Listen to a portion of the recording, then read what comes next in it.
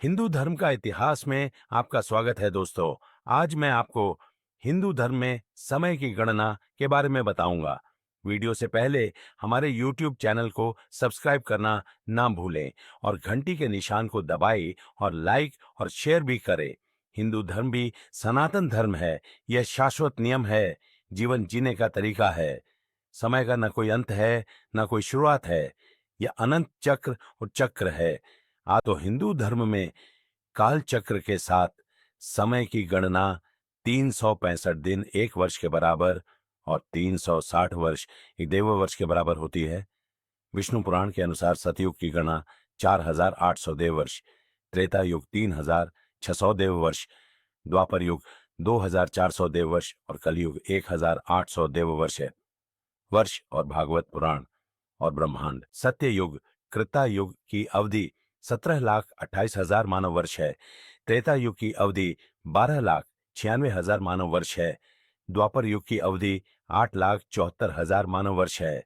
कलयुग की अवधि 4,32,000 मानव वर्ष है। इन चारों युगों की कुल अवधि 43,02,000 मानव वर्ष होती है, जिसे एक महायुग कहा जाता है। 71 महायुग एक मनवंतर के बराबर है। 14 मनवंतर एक कल्प के बराबर है। 2 कल्प ब्रह्मा के 1 दिन और रात के बराबर है और 100 कल्प ब्रह्मा के 100 दिन के बराबर है, पूरे जीवन काल के बराबर हैं। तो कौन से महायुग में विष्णु के सभी अवतार आए? विष्णु के सभी अवतार मत्स्य, कूर्म, वराह, नरसिम्हा, वामन, परशुराम, श्री राम, कृष्ण, बुद्ध और कल्कि। वर्तमान 51वां कल्प ब्रह्मा का आधा जीवन है। वर्तमान कल्प श्वेत वर्ष है, ब्रह्मा का कल्प दिन और ब्रह्मा की पिछली कल्प रात। पिछले कल्प के अंत में और श्वेत वराह कल्प की शुरुआत में मत्स्य अवतार पृथ्वी पर आए और स्वयंभू मनु को बचाया।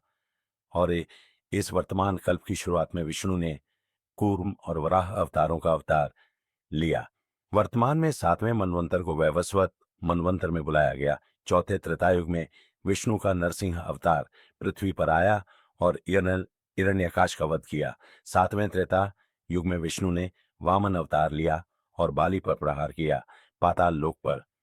19वें त्रेता युग में भगवान विष्णु के परशुराम अवतार ने धरती पर जन्म लिया और पूरी दुनिया से क्षत्रियों का संहार किया। 24वें त्रेता युग में वाल्मीकि रामायण में श्री राम ने हनुमान और वानरों के साथ रावण का वध किया। 28वें द्वापर युग में कृष्ण धरती पर जन्मे और इस 28वें कलयुग की शुरुआत में बुद्ध धरती पर जन्मे और इस वर्तमान 28वें कलयुग में भगवान विष्णु के 10वें अवतार कल की जन्म लेंगे और काली का वध करेंगे। इसलिए विष्णु के 10 अवतारों के बारे में समझाने के लिए मुझे 10 वीडियो बनाने पड़े। मैं एक गहन व्याख्या करूंगा। कलयुग में महाविष्णु अवतार लेते हैं और काली को हराते हैं और फिर सत्य युग आएगा। तो क्या हुआ अगर वैवस्वत मनवंतर समाप्त हो गया? वैवस्वत मनवंतर 120 मिलियन वर्ष पहले शुरू हुआ था। 120 मिलियन वर्ष पहले एक मध्यम क्षुद्र ग्रह पृथ्वी से टकराकर जीवन को नष्ट कर देता है। वैवस्वत मनु इस वर्तमान मनवंतर के प्रथम मानव थे।